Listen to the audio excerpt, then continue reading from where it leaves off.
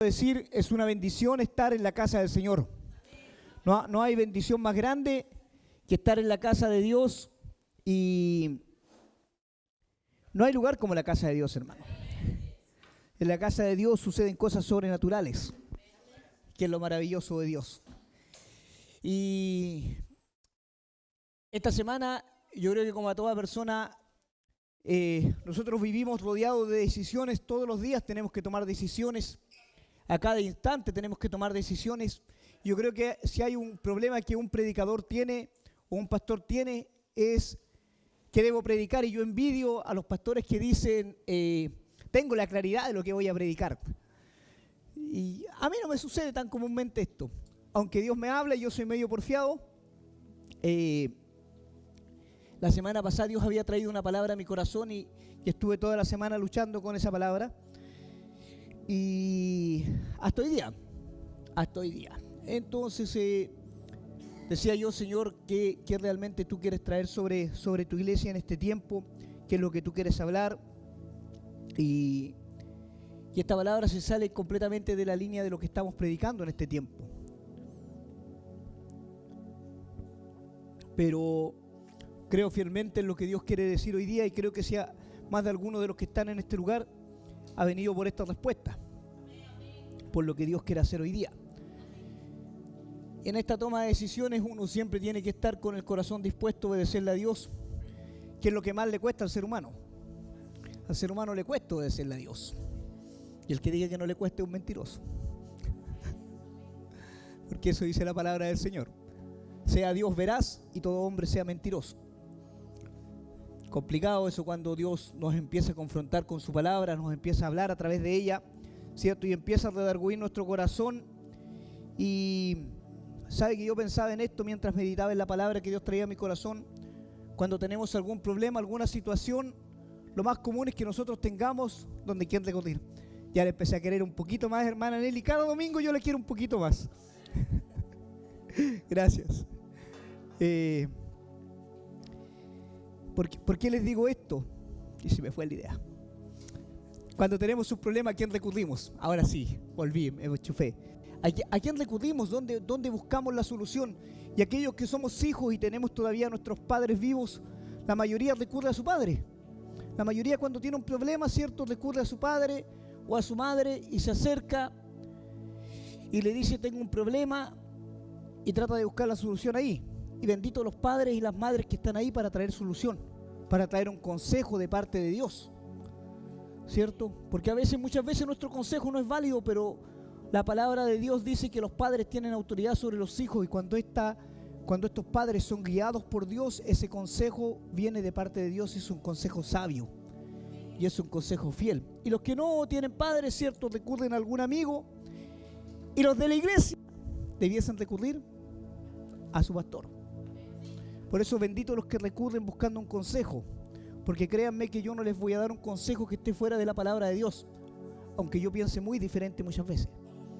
Pero un hombre de Dios, una mujer de Dios debe estar sometido a lo que dice la palabra. Amén. ¿Y dónde quiero llevarlos con esto? Porque esto es lo que Dios trae a mi corazón el domingo pasado mientras adorábamos. Salmo 94, verso 18, nos ponemos de pie en reverencia a su palabra. Le damos lectura en el nombre del Señor Jesucristo. Dice así: pero te llamé al sentir que me caía, y tú con mucho amor me sostuviste. Padre, te doy gracias por tu palabra es vida, y Señor, a través de ella tú vivificas mi corazón y el corazón de la iglesia. Te doy gracias, Señor, porque tú te mueves con libertad en medio de tu pueblo, porque en esta hora someto mente, alma y corazón a todo lo que tú quieras hacer, Espíritu Santo. Reconozco que no soy digno de llevar tu palabra, mas tu palabra dice, Señor, que tú llamas a hombres y mujeres imperfectos para mostrar tu gloria. Y en esta hora, en el nombre poderoso de Jesús, te pido, muévete con libertad sobre este lugar.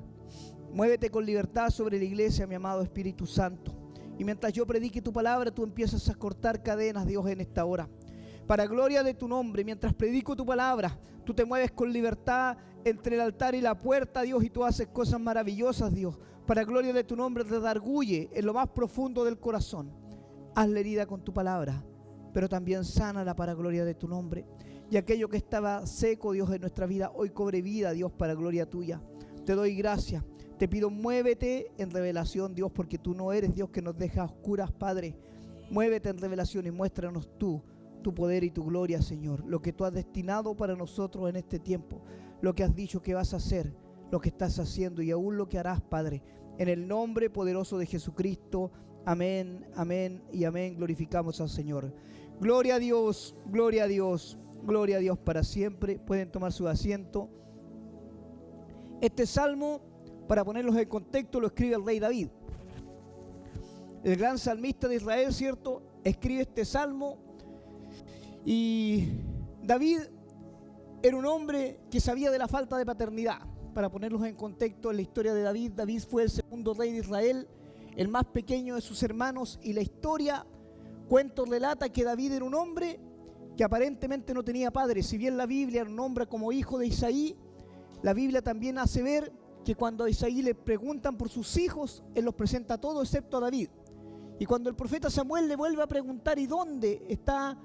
¿Tienes algún hijo más?, le dice. Entonces Isaí responde al profeta, dice: sí, tengo un pequeño hijo que está en el campo apacentando las ovejas. Aquí el trabajo de apacentar ovejas era un trabajo no muy bien mirado en Israel, y David estaba ahí. Por lo tanto, se cree teológicamente que David no era hijo de Isaí. Por lo tanto, si llevamos esto al contexto de la palabra, David, cuando escribe este salmo, ya ha llegado a ser rey de Israel. Dios los ha librado de todos sus enemigos que le rodeaban, todos los ejércitos extranjeros, todos aquellos que le quisieron hacer frente. Mientras David se mantuvo en el orden del Señor, nunca pudieron hacerle frente. Pero sucede algo. David quedó rodeado de gente mala, de gente que quería tomar el poder de David o lo que Dios le había dado a David, de gente que quería traicionarlo. El reinado de David históricamente fue un reinado con mucha gente que se levantó contra David. De hecho, él cuando confronta al capitán de su ejército, él le dice que acaso quiere tomar el trono. Es algo que se habla muy poco, pero David fue un hombre que, rodeado de muchos malhechores, llegó al trono. La Biblia habla ahí cuando él escapa a la cueva de Adulán, ¿cierto? Y en la cueva de Adulán, dice la Biblia, se le acercaron a él ladrones, hombres que tenían deudas, hombres malhechores. Eso fue el primer ejército de David. Y este ejército estuvo con él durante toda su vida. Y cuando David llega al reino, le sucede algo. David llega al reino y empieza a ver que la gente que lo rodeaba quería tomar un poder que Dios no le había dado. Entonces David, aún en el reino, aún donde Dios lo había puesto, en medio de su angustia, no me saque el versículo por favor, en medio de su angustia, David dice, al sentir que me caía, tú con mucho amor me sostuviste. ¿Sabes lo que está diciendo David? Yo no tenía dónde refugiarme. Yo no tenía dónde pedir socorro. David era el rey, no tenía dónde ir. No había otro rey donde David pudiera ir a pedir un consejo. No tenía otra persona superior a él donde David pudiera decir, ¿sabes qué? Necesito refugiarme. Joab, que era el capitán de su ejército, era un hombre que siempre estuvo ahí al borde de quitarle el reino a David. Y cuando David siente esto, él dice, cuando yo me sentía caer, cuando yo sentía que no tenía dónde más sujetarme, dónde más buscar, yo te llamé a ti.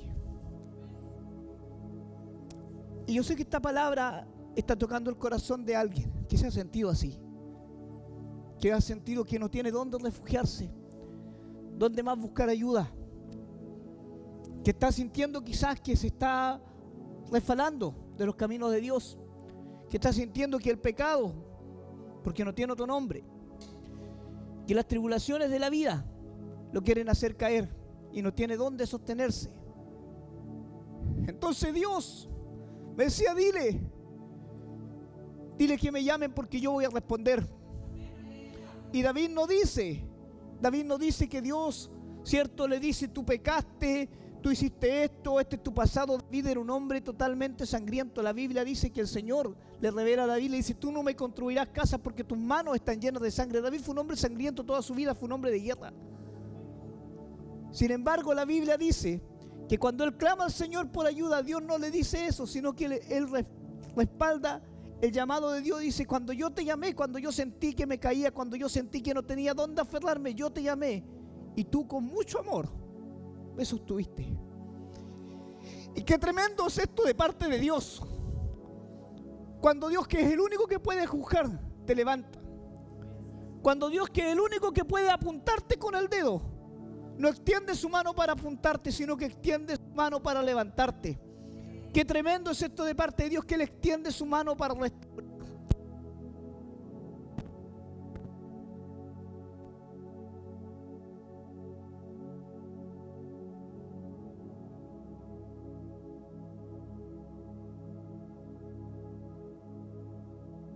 Es muy fuerte. Un hombre que dice la Biblia que cuando ve caminar al Señor Jesucristo sobre las aguas, Él dice algo: deja mi vida hacia ti. Y mientras Él se baja de la barca, mientras Él sale de su seguridad y empieza a extenderse,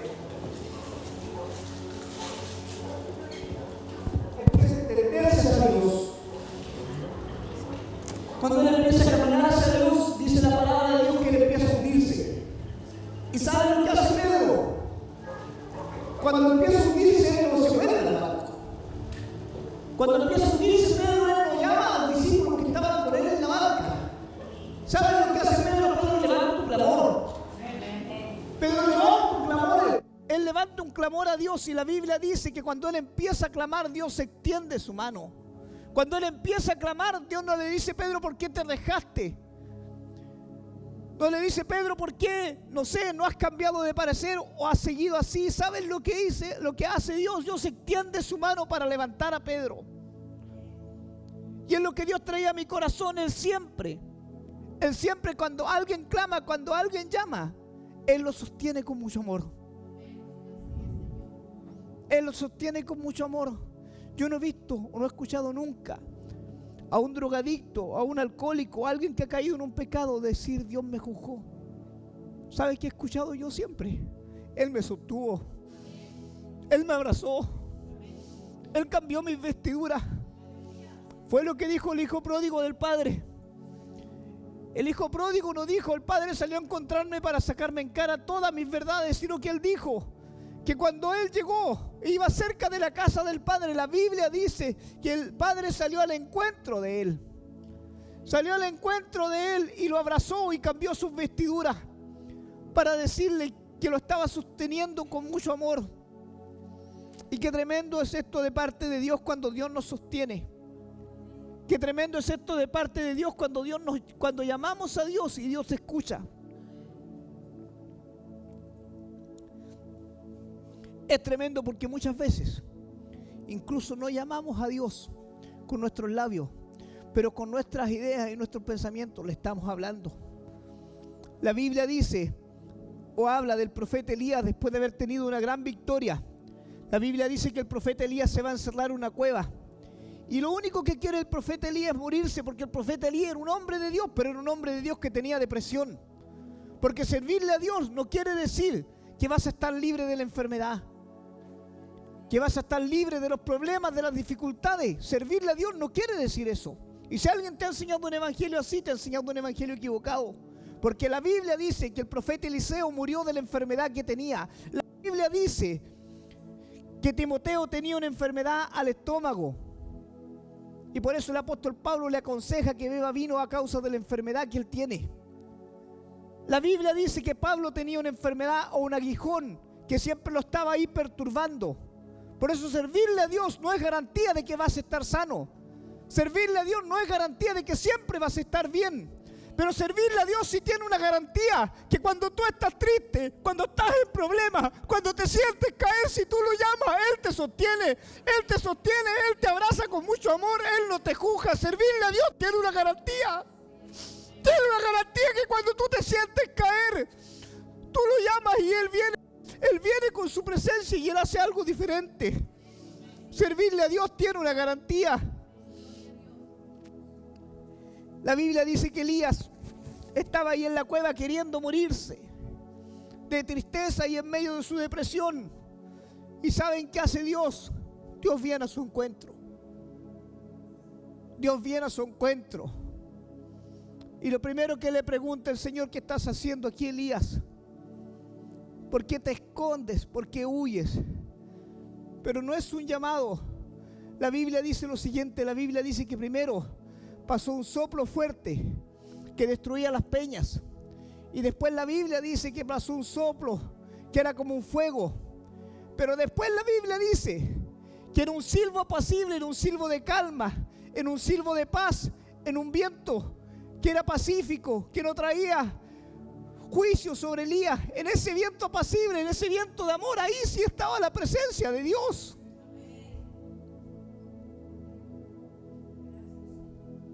Nos olvidamos de este Dios que levanta. Nos olvidamos de este Dios que cuando nos sentimos mal, que cuando nos sentimos tristes, viene, ¿cierto?, y extiende su mano y con mucho amor, como dice su palabra, Él nos sostiene. Yo siempre he dicho, estar de pie no es porque podemos estar de pie, no es porque podemos con nuestras fuerzas, no es porque estamos solos.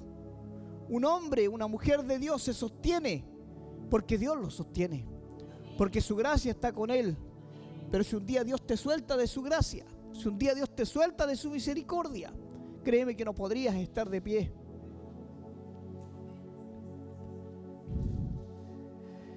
La Biblia habla de un hombre, ¿cierto?, que conoce de esto, que conoce de estar lejos de Dios, de apartarse de Dios o de sentirse caer.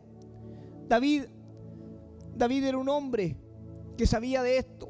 David era un hombre que muchas veces se apartó de Dios y muchas veces pecó contra Dios.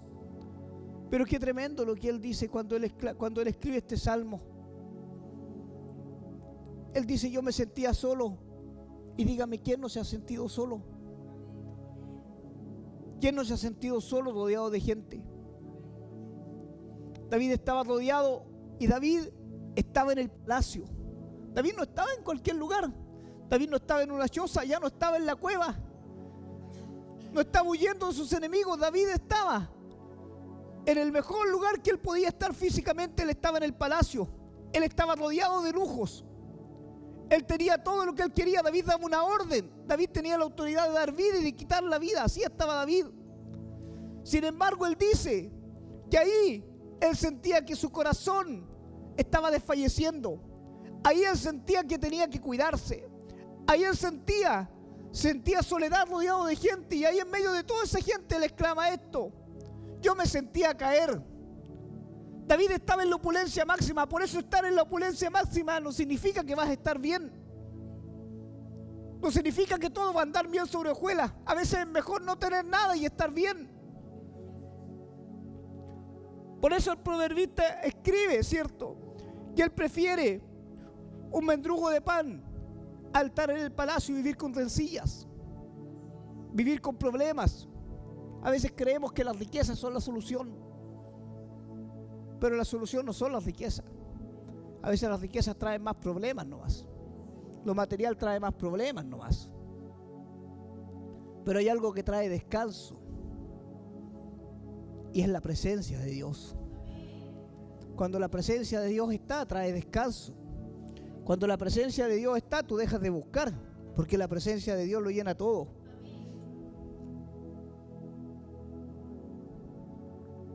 La Biblia dice que hay un hombre que está angustiado, que hay un hombre que le falló a Dios, y este hombre, por su desobediencia, termina en el vientre de una ballena.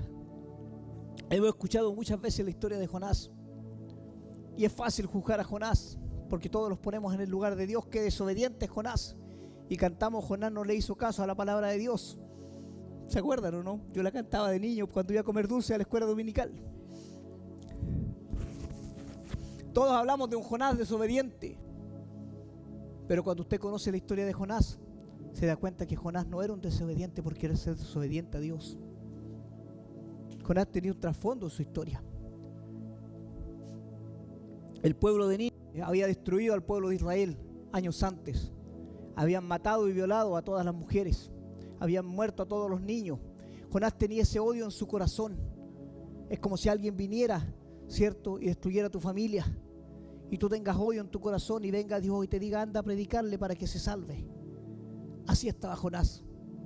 tenía todo ese odio en su corazón, toda esa tristeza en su corazón. Pero Dios quería hacer algo más que salvar a Nínive. Quería salvar a Jonás. Y es lo que Dios muchas veces hace.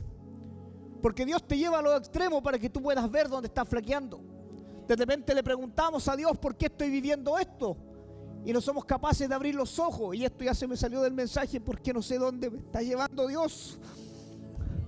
Pero sí sé que Dios te lleva a los extremos para mostrarte dónde estás flaqueando, dónde estás débil, dónde Dios tiene que trabajar. Y muchas veces le preguntamos a Dios, ¿por qué me estás llevando ahí? Y es porque queremos mostrar una falta de santidad, un falso servicio a Dios, y dentro de nosotros todavía hay heridas que no han sanado y Dios quiere sanarlas. Y Dios quería salvar a Nínive, pero Dios también quería sanar el corazón de Jonás. Pero Jonás no sabía que tenía odio en su corazón hasta el día que Dios lo toma y lo manda a Nínive. Hasta ese día Jonás entiende que tiene odio en su corazón, porque Jonás no desobedece por desobedecer. Ese día Jonás entiende: yo todavía odio a Nínive. Todavía no estoy en el plan perfecto de Dios. Todavía hay cosas que están entorpeciendo lo que Dios quiere hacer conmigo. Por eso ojalá hoy día Dios esté hablando a tu corazón. Entonces ahí en el vientre de la ballena,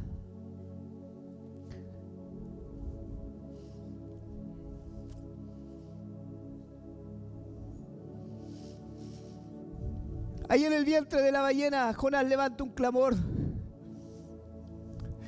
Es como que le digo al Espíritu Santo: déjame volver al mensaje. Ahí en el vientre de la ballena Jonás levanta un clamor. ¿Y saben qué? La Biblia no dice que Dios lo juzga. La Biblia no dice que Dios lo juzga, sino que Dios ahí en el vientre de la ballena, Dios escucha el clamor de Jonás. Ahí donde nadie podía socorrer a Jonás, nadie, ¿quién le iba a ayudar en el vientre de una ballena? ¿Quién le va a escuchar? Así muchas veces nos sentimos solos, aislados. Y decimos: ¿quién me va a escuchar? Y ahí no te puede escuchar el papá, ni la mamá, ni el amigo te va a dar un buen consejo. ¿Sabes lo que hay que hacer? Lo que dijo David. Cuando sientes que estás cayendo, cuando sientes que no hay salida, cuando sientes que no hay escapatoria, ¿sabes lo que dijo David? Yo te llamé cuando sentía que me caía. Y ¿saben que esto es muy triste? Esto es muy triste. ¿Por qué le digo? Porque yo escuchaba el otro día, no sé si leyeron las noticias de la niña que se tiró del puente. Se cayó, se tiró. Yo la conocí a esa niña estuvo en mi casa. ¿Y saben qué es triste? Cuando el ser humano no tiene donde quién recurrir, no tiene donde quién aferrarse, no tiene donde quién decirle: tengo un problema, ayúdame. Eso es triste. Eso es triste. Jonás estaba así. David estaba así. David estaba en el palacio, estaba rodeado de gente. Por eso es que nosotros como cristianos debemos mostrar algo diferente. Amén. Usted y yo como cristianos debemos mostrar algo diferente. Usted y yo que decimos ser el reflejo de Jesucristo, porque eso es lo que debemos ser, el reflejo de Jesucristo, debemos mostrar algo diferente. Debemos tener empatía con los demás, ponernos en el lugar de los demás, a los que nos cuesta más. Pedirle a Dios que nos ponga en el lugar de los demás, para poder sentir el dolor que siente otro cuando está solo, cuando siente que un vicio lo atrapa, cuando siente que no tiene salida. David estaba rodeado, David estaba en el palacio, David tenía todo lo mejor que quería, él había logrado todo lo que había anhelado en la vida, desde detrás del rebaño de las ovejas al palacio, a sentarse en el trono, a tener a todos bajo sus órdenes. Pero ¿saben qué tenía David? David se sentía solo, David no tenía dónde recurrir. Y hoy día hay tanta gente así que no tiene dónde recurrir. Y usted puede volverse eso, usted puede volverse la esperanza de esa persona si usted le habla de Jesucristo. Pero para eso tiene que dejar que Dios trabaje en su vida. Para eso tiene que disponerse a Dios. Cantábamos hace un minuto: por Él me estoy gastando la vida. Y el hermano Miguel dijo algo muy real el otro día, que tiene un contraste. ¿Entendemos lo que cantamos? Por un lado, y por otro declara lo que quieres que Dios quiere que haga con tu vida. Porque si te estás desgastando por Dios, tienes que ser el reflejo de Dios. Y es hermosa la alabanza. Si usted la medita, por Él me estoy gastando la vida, dejando todo por amor y con alegría. Y alegría a veces es lo que menos tenemos cuando servimos a Dios. Y debemos volvernos ese reflejo. Porque díganme ustedes, ¿quién quiere acercarse a un hombre o una mujer triste? ¿Quién quiere acercarse a alguien que siempre está malhumorado? Dígame, si usted anda malhumorado por la vida, ¿alguien se acercaría a usted?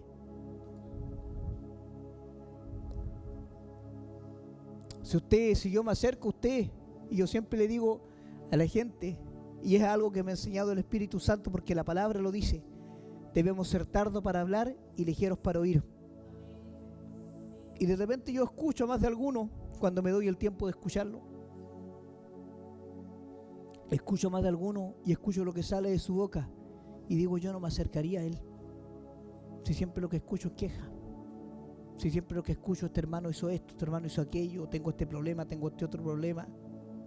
Y yo digo, si es así conmigo que soy el pastor, ¿cómo será este por la vida? ¿Cómo será esta por la vida? ¿Cómo va a traer a los otros a los pies de Jesucristo? Yo no me imagino, y la Biblia no lo dice, a los discípulos quejándose. ¿Usted ha leído alguna vez a un discípulo quejándose? Así abiertamente de la iglesia. ¿Sabes? Hermano era aquí, Pedrito era acá, Juanito era acá, Tadeo era así. Mira ese Judas como era, nos vino a traicionar. ¿No lo dice la palabra? ¿Qué dice la palabra? Que donde ellos iban, llevaban esperanza. ¿Qué dice la palabra? Que la gente los buscaba porque quería pasar tiempo con ellos. Pero me salió un poco del mensaje. El salmista nos enseña algo. Nos dice que en nuestra angustia, en nuestra soledad, Él siempre está presente. Y no para juzgarnos. Y no para juzgarnos. Y yo no sé si usted ha tenido un encuentro con el Espíritu Santo, o si el Espíritu Santo realmente ha hablado su vida alguna vez. Pero yo sí sé que lo que es que te hable el Espíritu Santo. Nunca te juzga. Es más, la palabra dice, Él redarguye dentro de ti. Y Él se entristece cuando tú pecas. Pero la Biblia no dice que el Espíritu Santo te ataque, que el Espíritu Santo te diga, estás haciendo esto. La Biblia dice que el Espíritu Santo redarguye dentro de nosotros. Y ahí nosotros sabemos que estamos haciendo mal. ¿Dónde más clama la gente? La Biblia dice que el pueblo de Israel en el desierto clamó a Dios. En el desierto, ¿cierto? Ahí en las adversidades, los desiertos de la vida, la gente de repente dice, estoy viviendo un desierto. Pero usted tiene que entender que cuando usted vive un desierto, usted depende completamente de Dios. Por eso no todos los hombres caminan desiertos con Dios. Y si usted lee la Biblia, solamente algunos hombres caminaron desiertos con Dios. Solamente algunas mujeres caminaron desiertos con Dios. Cuando Dios te lleva al desierto, Dios te quita todo sustento. Cuando Dios te lleva al desierto, Dios te quita toda compañía. Cuando Dios te lleva al desierto, Dios te quita todo cobijo y tú dependes completamente de Dios. Eso es estar en el desierto con Dios. Lo primero que va a hacer Dios, te va a apartar las amistades. Lo primero. Y un desierto forma un hombre y una mujer de Dios. Por eso no cualquiera camina un desierto. Pero aquellos que han caminado desierto con Dios y los vuelven a vivir tienen una ventaja, y es cómo salir del desierto. Y eso es maravilloso, vivir un desierto con Dios. Pero la Biblia dice que el pueblo de Israel ahí en medio del desierto clamó al Señor por agua. ¿Y saben qué hizo Dios? Dios no vino a reprenderlos. Dios le dice a Moisés, Moisés, golpea la peña y dale agua al pueblo. ¿Y saben qué hace Moisés? Moisés agarra a palos la piedra y reta al pueblo. Y por haber retado al pueblo, Dios le dice, tú no vas a ver la tierra prometida. Y así actuamos nosotros. Dios nos dice a veces, dale agua a la gente. Dale agua al que está al lado tuyo. Dale agua al que está en tu trabajo. Y cuando le estoy hablando de agua, le está diciendo, dale palabra. Dale una palabra de aliento. ¿Y nosotros qué hacemos? Actuamos como Moisés. Moisés, Dios lo había enviado a darle agua al pueblo. Le dice el Señor a Moisés, háblale a la peña. O sea, habla, no a esa peña, a la peña, a la roca. No a la llana peña, háblale a la peña. Y la peña va a dar agua, dice. ¿Y saben qué hace Moisés? Moisés pesca un palo, su vara que andaba trayendo, y empieza a retar al pueblo. Y le dice, ¿hasta cuándo ustedes van a ser porfiados con Dios? Y los reta, y los reta, y los reta, y le pega un palo en la piedra y sale agua. Y por esa desobediencia, por no hacer lo que Dios le había mandado hacer, por ser tosco cuando Dios no había querido ser así con el pueblo, porque el pueblo estaba clamando por sed, y Dios es un Dios misericordioso. Y Dios se entiende cuando necesitamos de Él. Y quizás si alguien me está viendo en las redes sociales, quizás me va a crucificar por esto. Pero Dios entiende a veces hasta cuando pecamos. Porque si no, Dios no volvería a levantar. A veces somos tan buenos para juzgar.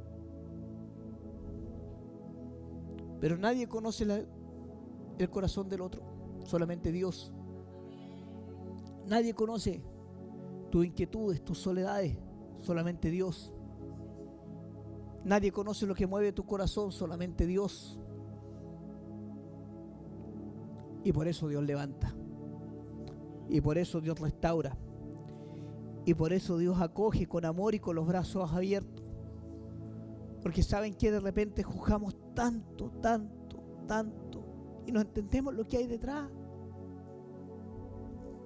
No entendemos lo que vivió la persona. No entendemos, no conocemos la vida de esa persona, no conocemos su infancia, su niñez. No sabemos qué está pasando en su hogar. Porque hay muchas cosas que se esconden en cuatro paredes y solamente las conoce Dios. Hay mucha gente que se duerme llorando y solamente esas lágrimas las conoce Dios. Hay mucha gente que no se siente amada, no se siente querida, pero eso solamente lo conoce Dios. Hay mucha gente que tiene escasez y eso solamente lo conoce Dios. Y no hablo de escasez de lo material solamente.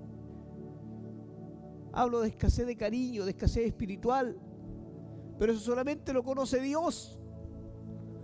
Entonces Dios por eso lo juzga. Porque Dios sabía de dónde venía David. Porque Dios sabía el pasado de David.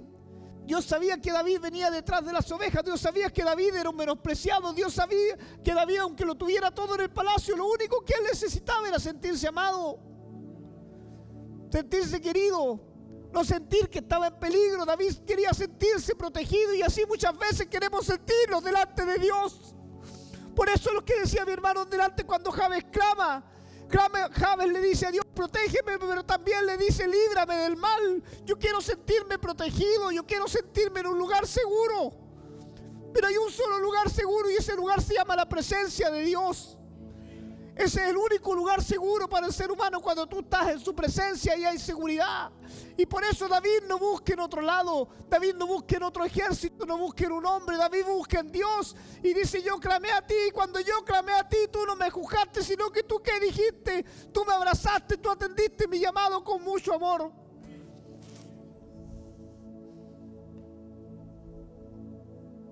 Dios siempre está para los que claman. Dios siempre está para los que claman.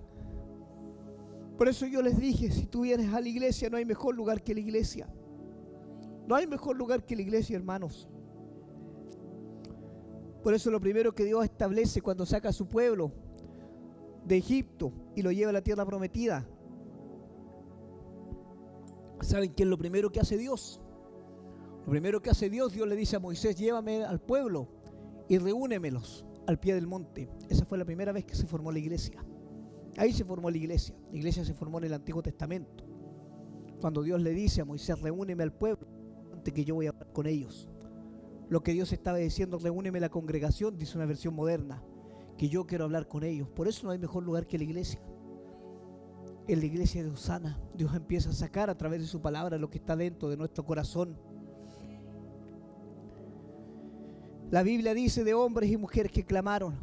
Uno de ellos, el padre del endemoniado Gadareno. El padre del endemoniado Gadareno era un hombre que no tenía dónde más buscar. Él sabía, cierto, que no había otro como Jesucristo. Y él escuchó que Jesucristo podía libertarlo. Y él escuchó que Jesucristo podía sanarlo. Y él se acerca donde el Señor Jesucristo. Yo me imagino con todo el dolor, con todo lo que él ya se había desgastado. Porque si usted no ha vivido o no ha escuchado o no ha conocido de endemoniado, créame que es algo que desgasta. Y usted dirá, pero un endemoniado es alguien que trepa por las paredes. No, no es solamente eso. La esquizofrenia es un problema, es un demonio. Los vicios muchas veces son un demonio que atrapan a la gente y los llevan a las calles. El espíritu de vagancia es un demonio, cuando la gente no quiere estar en su casa y vive vagando. El espíritu de ira es un demonio, cuando la gente se vuelve loca en los hogares y empieza a romper todo. La drogadicción es un demonio, cuando la gente no puede dejar las drogas. El alcoholismo es un demonio, porque Dios no creó al hombre así. Y cuando alguien vive con alguien así, vive atormentado y lo único que quiere es salida.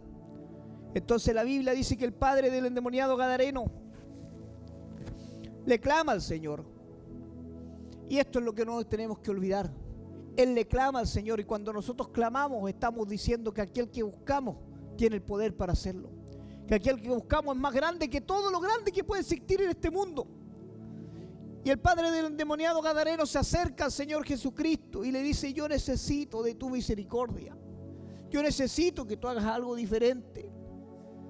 Él se jugó la vida, se jugó todo ahí delante de Dios, y de repente nos falta eso.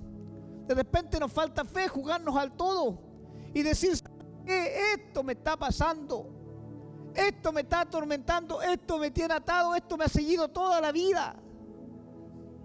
Este problema, esta situación en mi hogar, en mi vida, no me deja vivir tranquilo. Y he buscado y no he podido, no he encontrado salida. David no encontraba salida y entiende: si le clamo a Dios, Dios puede librarme. Si Dios me libró del gigante, Dios puede librarme de cualquier cosa. Y si Dios te ha librado de algo, déjame decirte que ese Dios está vigente en este lugar. Dios está vigente, Dios sigue vigente. Pueden pasar las modas, pueden pasar las generaciones, puede pasar todo, pero Dios sigue vigente. Los hombres pueden cambiar las leyes. Hoy día pueden decir lo que quieran, pueden cambiar, inventar más sexo, pueden inventar más cosas, pueden inventar todo lo que quieran, pero Dios no pasa de moda, Dios sigue vigente. Dios sigue sanando, por eso proclamamos: Jesucristo sigue salvando. Dios sigue sanando, sigue libertando, Dios no pasa de moda. El ser humano, sus modas, sus ideas pasan, pero Dios sigue vigente. Entonces el padre del endemoniado Gadareno escuchó que había un Dios, que Dios había descendido, que Él estaba haciendo milagros, y él clama a Dios y le dice: yo necesito que tú sanes a mi hijo. Yo necesito que tú hagas algo diferente. ¿Saben qué? Dios no lo juzga, Dios no le empieza a preguntar: oye, pero ¿por qué tu hijo está endemoniado? Oye, pero ¿quién pecó para que esté endemoniado? Oye, ¿por qué entró esto a tu vida? Dios no le pregunta eso. ¿Saben lo que Él hace? Él declara la palabra y Él lo sana. De repente tenemos que callarnos más, preguntar menos, y orar más, y hacer más, y buscar más, y decirle a Dios que trabaje en nosotros para poder ser esa respuesta.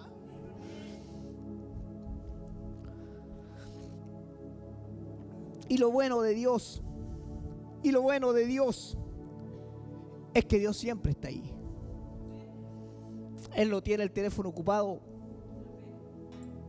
Me gusta Dios porque debe tener sus reuniones en los cielos, pero siempre está disponible. Y yo también. Para los que dicen: no llamé al pastor porque estaba ocupado, y después cuando tienen la embarrada más grande y se acuerdan del pastor. Así que acuérdense, el pastor está ocupado, pero siempre llamo de vuelta.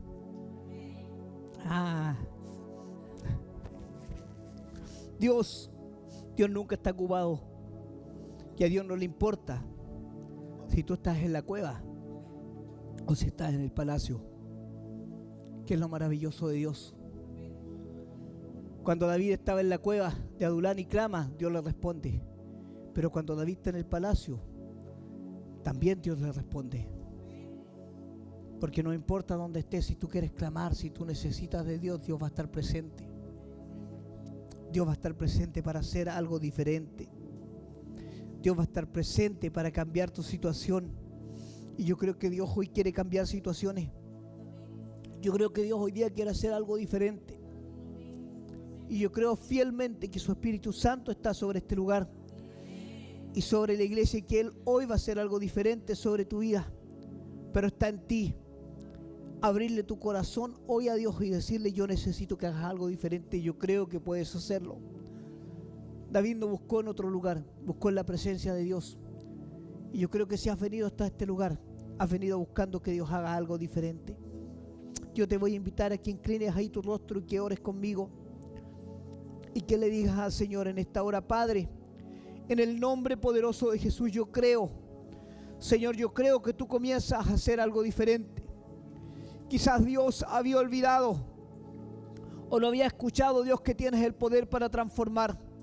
Pero yo creo en lo que este hombre ha dicho a través de tu palabra, Dios. Que a través de tu palabra tú transformas las vidas.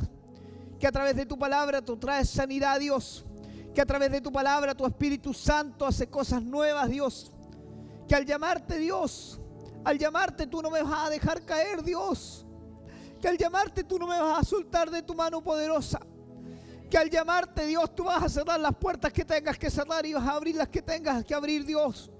Porque al llamarte yo entrego mi vida delante de ti.